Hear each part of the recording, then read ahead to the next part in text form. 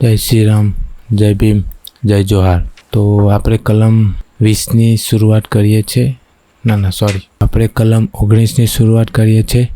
તો કલમ 19 શું કહેવા માંગે છે? એ કૃત્ય હાનિ થવા માટે સંભવ હોય અને ગુનાહિત ઈરાદા વગર કરવામાં આવે અને બીજી હાનિને અટકાવવા માટે જે કાર્ય કરવામાં આવે છે તો તે કરવું એ ગુનો નથી. એ કૃત્ય કરવું એ ગુનો નથી.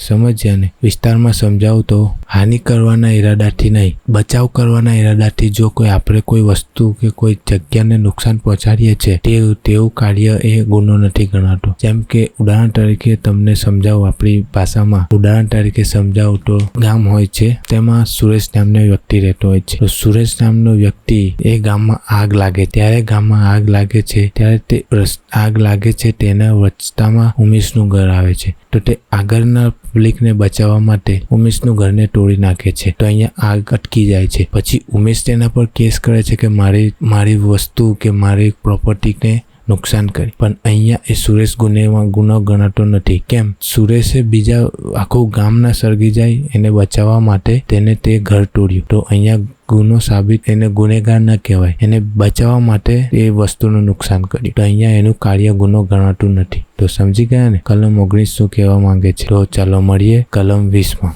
જય ભીમ, જય જોહાર.